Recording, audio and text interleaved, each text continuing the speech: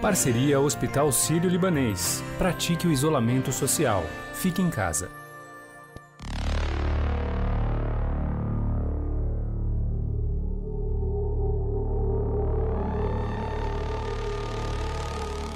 Quando surgiu o novo coronavírus, pouco se sabia como ele agia dentro do corpo humano. Os sinais mais evidentes mostravam que se tratava somente de uma síndrome respiratória, com sintomas parecidos com as de uma gripe.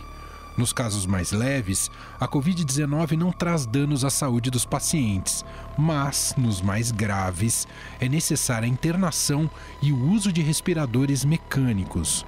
No entanto, conforme as pesquisas avançam e se tem mais conhecimento sobre a doença, se percebe que esse vírus é muito mais complexo e pode agredir outros órgãos do nosso corpo, principalmente o coração e o cérebro. Pessoas com doenças cardiovasculares têm mais risco de contrair a doença causada pelo novo coronavírus. A Covid-19 pode também causar transtornos neurológicos graves a médio e longo prazo. Uma pesquisa publicada na Revista da Associação Médica Americana indica que 36% de um grupo de 214 pacientes chineses observados por médicos tiveram sintomas neurológicos como perda de olfato, nevralgias, convulsões e derrames. Um outro artigo do New England Journal of Medicine destaca que médicos franceses estudaram 58 pacientes com coronavírus e comprovaram que metade deles estava desorientada ou agitada. Exames de imagens do cérebro mostraram possíveis inflamações. Sobre este assunto e para esclarecer essas questões, a gente conversa agora com o coordenador científico da Associação Paulista de Neurologia, Ronaldo Abraham. Tudo bem, doutor? Tudo bom. Doutor, o que já se sabe sobre a ação do novo coronavírus no sistema neurológico das pessoas que contraem a doença? Esse vírus, ele tem uma capacidade de penetrar rapidamente o sistema nervoso. Possivelmente por duas vias. Pelo próprio sangue, né? Ele pega uma carona com o sangue, chega ao sistema nervoso através do sangue. E a outra via através do nervo olfativo.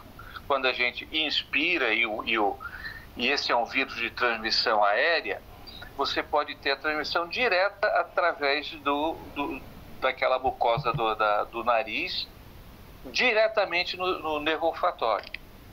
Então são as duas possíveis rotas. E a gente já sabe que esse vírus gosta, ele tem atração pelo sistema nervoso. Então, como a gente fala, é um vírus neurotrópico. Além desses problemas que o senhor acabou de citar aqui pra gente, a Covid-19 pode levar a problemas mais sérios como um AVC? Eu acho que a grande preocupação, porque é uma complicação grave, é justamente a possibilidade de acontecer um AVC. E as duas formas de AVC, você pode ter uma maior incidência. As duas formas que eu digo, existem dois tipos básicos de AVC. O AVC isquêmico, em que existe uma oclusão, né, um entupimento de uma artéria, de um vaso, e o hemorrágico, em que existe o rompimento de um vaso. No Covid-19, os dois mecanismos podem estar facilitados. Primeiro, as tromboses acontecem por uma disfunção do sistema de coagulação. Então, pode haver coagulação em diversos órgãos e o sistema nervoso é um deles. Uma outra coisa que poderá facilitar é que esse vírus a gente sabe também que provoca inflamação no músculo cardíaco, dando miocardites, que é uma condição que também predispõe a acidentes isquêmicos. Sabendo que ele também atinge o sistema neurológico, que tipo de tratamento é aconselhável nesses casos, doutor? Então, existem diversas propostas de tratamento, né? Algumas drogas, elas parecem ser úteis em determinadas fases da doença, como, por exemplo, a hidroxicloroquina, ela tem alguma eficácia, ela previne a replicação do vírus, mas existe o risco de arritmia cardíaca. E esses pacientes devem ser monitorados, devem estar sempre sob controle. Não dá para você fazer hidroxicloroquina em pacientes aleatoriamente sem um controle. O que recentemente já está se tornando assim um pouco mais forte é se falar em drogas mais específicas, que são remédios antivirais, que combatem o vírus. E há poucas semanas, um trabalho americano já mostra que um deles, o Remdesivir, ele parece ter essa eficácia. Ele sozinho não será a solução. Possivelmente a gente deve aguardar que mais outros antivirais apareçam para fortalecer o esquema, assim como é feito na AIDS. Quando surgiu o primeiro antiviral foi uma esperança, mas na realidade a gente só conseguiu o controle quando começamos a utilizar os coquetéis, né, as associações dessas medicações. Na complicação neurológica, assim, mais especificamente, o que tem sido utilizado nas formas graves é a imunoglobulina. Imunoglobulina, que é um tipo de medicação que a gente usa para as doenças autoimunes, para situações de autoimunidade. Uma outra droga também muito interessante e que, principalmente no caso dos AVCs, ele pode ser utilizado, não nos hemorrágicos, mas nos isquêmicos, são os anticoagulantes. E sabendo também que o novo coronavírus atinge outros órgãos do corpo, é correto tratá-lo somente como uma síndrome respiratória? Classicamente, os coronavírus anteriores, eles tinham uma predileção pelo aparelho respiratório, então dando síndromes respiratórias agudas. E quando chegou esse novo coronavírus, a gente pensou que esse também fosse o órgão-alvo mais importante. Parece ser. Mas você vê, cada dia surge uma coisa nova. Teve um momento em que a gente pensou até que essa doença fosse muito mais hematológica do que respiratória, isto é, interferisse muito mais do sangue do que da própria respiração. Então a gente ainda vai ter que aprender muito. O sistema nervoso, o comprometimento, para você ter ideia, um trabalho chinês mostrou que num número, um pouco mais de uma centena de casos, mais ou menos 36% dos pacientes tinham manifestação neurológica, desde manifestações simples como dor de cabeça, tontura, dor muscular, até manifestações muito graves. E uma outra coisa que também começa a ser descrita são algumas complicações tardias, não agudas, mas subagudas, da chamada síndrome de Guillain-Barré, um tipo de paralisia ascendente, paralisia de extremidade, que pode até pegar a respiração, e já foram descritos na semana passada um trabalho italiano escreveu diversos, se não me engano, 5 casos de Guillain-Barré. Então, é uma complicação que vai aparecer. Não está aparecendo ainda, porque a gente ainda está em fase aguda, mas logo, logo vão começar, possivelmente até quando a maré de piora passar. Nós conversamos com o coordenador científico da Associação Paulista de Neurologia, Ronaldo Abraham. Doutor, muito obrigado pela entrevista. Por nada. Em 20 segundos, vamos abordar como o novo coronavírus ataca o sistema cardiovascular e quais consequências pode trazer para a saúde do paciente. Em tempos de Covid-19, vamos ser responsáveis, praticando isolamento social e não disseminando notícias de fontes desconhecidas. O Hospital Sírio-Libanês tem uma página especial com informações sempre atualizadas. Acesse hsl.org.br/coronavírus.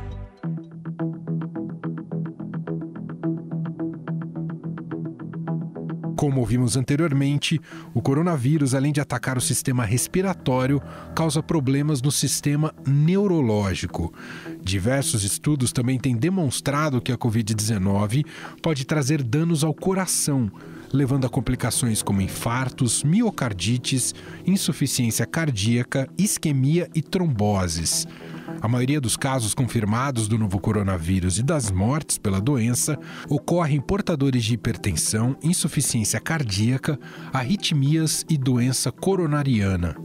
Mas alguns relatos já mostram que, em menor número, mesmo doentes sem essas condições crônicas prévias, podem ter o sistema cardiovascular afetado. Em pacientes internados na UTI por Covid-19, alguns estudos mostram que há dano no miocárdio em 7% dos pacientes, arritmia em 16% e insuficiência cardíaca em 23%. E para entendermos mais sobre isso, a gente conversa agora com o presidente da Sociedade Brasileira de Cardiologia, Marcelo Queiroga. Doutor, o que já se sabe sobre a ação desse novo coronavírus em relação ao coração? O novo coronavírus, ele pode desencadear uma miocardite, uma inflamação do músculo cardíaco. Então, essa inflamação do músculo cardíaco pode fazer com que o coração funcione mal, não é? Então, às vezes, isso até pode simular um quadro de um infarto do miocárdio. O paciente pode ter dor, pode ter alteração do eletrocardiograma, ele pode ter alterações de marcadores de necrose. O novo coronavírus também pode afetar a circulação coronariana por conta da formação de coágulos, e isso pode levar a um quadro muito semelhante a um quadro de infarto do miocárdio. É preciso se fazer o diagnóstico diferencial. No infarto há uma artéria obstruída e no novo coronavírus você tem alterações de marcadores tipo troponina, altera o eletro como se fosse um infarto, mas quando nós fazemos a coronariografia, que é o exame contrastado das artérias do coração, essas artérias não têm obstruções. Então, é uma doença que tem uma resposta inflamatória sistêmica. Doutor, então a recomendação para quem já tem doenças cardíacas pré-existentes é de maior cuidado, de um cuidado elevado nesse período de pandemia, né, doutor? Sim, os indivíduos cardiopatas, que não são poucos, né? Estima-se que no Brasil nós tenhamos 14 milhões de indivíduos com doenças do coração. Então, eles precisam de redobrar os cuidados, né?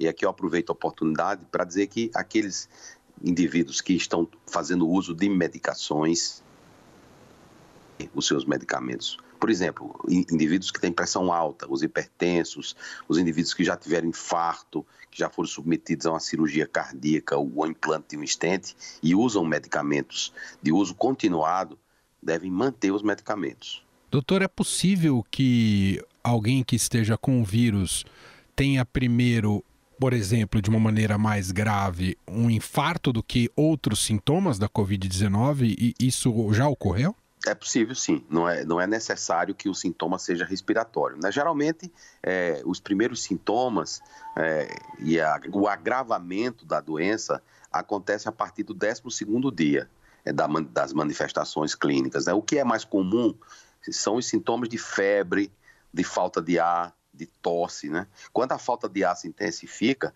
aí isso é um sinal de alerta que o indivíduo tem que procurar o hospital. A maioria dos óbitos por Covid-19 decorre de síndromes respiratórias graves, né? Daí a nossa grande preocupação com a necessidade de leitos disponíveis em UTI, o uso de ventiladores mecânicos e todos esses alertas que têm sido feitos pelas autoridades sanitárias do país. Bom, o senhor deve estar acompanhando que também se tornou um debate até politizado sobre o uso da cloroquina e associado muitas vezes a antibióticos. Isso para quem tem doenças cardiológicas agrava ainda mais ou não, doutor? É necessário uma cautela adicional. Então, nos pacientes cardiopatas é necessário um cuidado especial, porque a cloroquina, ela prolonga o que nós chamamos de intervalo QT. Isso tem a ver com a fase de relaxamento do coração. O coração contrai e o coração relaxa. A fase de relaxamento é a diástole, né? Então, no eletrocardiograma, essa fase de relaxamento do coração corresponde ao intervalo QT. Essa droga, ela prolonga o intervalo QT. Qual o problema disso? O intervalo QT, quando ele se prolonga em demasia, pode aparecer arritmias cardíacas, distúrbio do ritmo cardíaco. O coração sai do ritmo e, às vezes, essa mudança de ritmo pode ser tão intensa que leva a uma arritmia grave, que pode levar à morte súbita, né? Além desses aspectos relacionados à farmacodinâmica da hidroxicloroquina, há antibióticos, como é o caso da azitromicina, que também tem a propriedade de prolongar esse QT. Então precisa de um monitoramento, isso é feito pelos médicos. Eu estou falando isso, mas se você for ler a bula de qualquer medicamento, pensa 2 vezes antes de usar, né? Esses medicamentos são administrados dentro de uma segurança e são administrados com supervisão médica, né? Então a gente tem como medir esse intervalo QT, não é? E o medicamento pode ser usado com segurança. Agora, é preciso que nós tenhamos uma prova, uma evidência científica mais concreta. Os cardíacos precisam de uma cautela adicional. Há outros medicamentos que são usados, outros antivirais, né? O Remdesivir, né? Saiu até na capa de uma revista de grande circulação nacional, aí fala lá, Nova Esperança, só que não coloca nem interrogação, nem exclamação, né? Então a gente não sabe se é uma nova esperança ou se está se questionando. Ou seja, todos esses medicamentos novos, eles precisam ser muito testados. No caso da cloroquina, um dos impeditivos, às vezes, que os novos medicamentos têm, que é o alto custo, ela não tem alto custo, porque já é muito dominada. Se realmente houver uma comprovação da sua eficácia, seria uma boa notícia. O que o senhor tem acompanhado e pode nos dizer em relação à produção científica dessa área cardiológica em relação ao novo coronavírus? Tem estudos sendo feitos no Brasil, por exemplo, doutor? Sim, com certeza. A Sociedade Brasileira de Cardiologia é uma sociedade que tem mais de 76 anos, né? E nós temos a principal revista científica da cardiologia de língua portuguesa a nível mundial, que é os Arquivos Brasileiros de Cardiologia. Eu quero dizer que aumentou em 100% o número de submissões de pesquisas à nossa revista. Então, isso é um efeito, vou dizer assim, um efeito secundário, não vou dizer que é colateral, mas um efeito secundário benfazejo dessa pandemia da Covid-19, né? Por exemplo, na época da guerra, se desenvolveu a penicilina, né? Também a energia atômica vem na época da guerra. Hoje a gente tem uma guerra e isso traz esses efeitos, não só aqui no Brasil, mas no mundo inteiro, muitas pesquisas. Agora, isso tem gerado novos protocolos também, doutor? Para os hospitais? Então, os protocolos clínicos são esses protocolos que estão postos aí, né, ainda com pouca evidência, eu digo no que concerne ao tratamento do vírus. Sim. Certo? Porque qual é a grande arma que nós temos? É uma terapia intensiva que funcione bem. São pacientes que sejam conduzidos de acordo com os protocolos gerais de pacientes graves. Pacientes precisam ser bem ventilados, né? O uso de respirador de forma adequada, né? Ou seja, precisa que o sistema de saúde dê as respostas que nós esperamos dele, né? O Brasil tem um dos maiores, é o maior sistema de acesso universal do mundo, né? A situação nossa não é uma situação excepcional, mas também não é uma situação caótica. Nós temos leitos de UTI que efetivamente é semelhante em termos de número de leitos por 100 mil habitantes a de países considerados de primeiro mundo. Uhum. Qual a grande lição que fica dessa pandemia para mim, como médico que já tenho 30 anos de exercício de profissão, é que nós devemos fortalecer o nosso sistema único de saúde. Não só no sentido de ter um maior financiamento, mas sobretudo no sentido de ter uma melhor gestão. Ouvimos o cardiologista Marcelo Quiroga, ele é presidente da Sociedade Brasileira de Cardiologia, gentilmente atendendo aqui a nossa reportagem. Muito obrigado, viu, doutor? Obrigado e um abraço.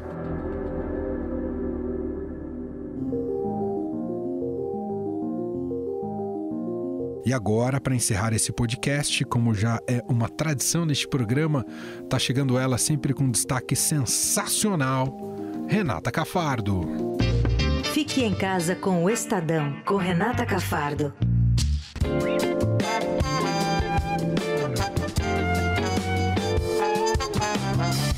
Não me venha novamente com esse seu delay.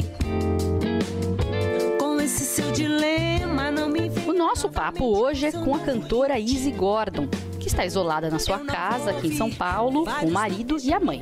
Não mudou muita coisa na minha rotina, gosto de fazer as coisas de casa, tenho caprichado um pouquinho mais e gosto de cozinhar, arrumar. Eu tenho um momento de fazer que é a parte da manhã, gosto muito, sempre acompanhada de música, de vídeos, essas coisas. Lá no meu cantinho, vou lá, começo ali na cozinha e vou. Faço meus exercícios também em casa, né? Exercícios físicos. Minha cabeça tá boa, graças a Deus. A Ainda vai levar um tempo para que a Izzy possa voltar com a agenda de shows, mas a ideia dela é levar tudo que ela aprendeu nesse período para sua carreira. Os pontos negativos é que estou sem shows, né? Mas os positivos é que a gente está tentando reverter e reinventar a minha carreira. Eu quero cada vez mais tocar corações. Eu penso, né? Meu pensamento, a gente se colocou nessa situação. Então eu quero cada vez mais que meu trabalho aproxime pessoas. E é um desafio, mas tá aí, tá lançado o desafio.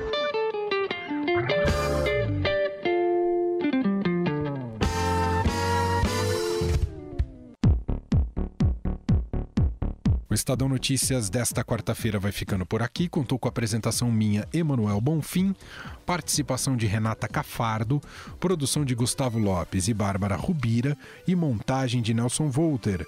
O diretor de jornalismo do Grupo Estado é João Fábio Caminoto. Para mandar seu comentário e sugestão, o nosso e-mail é podcast@estadão.com. Um abraço para você e a gente se fala daqui a pouco, às 5 da tarde, com mais uma edição do podcast Na Quarentena. Até lá! Estadão Notícias.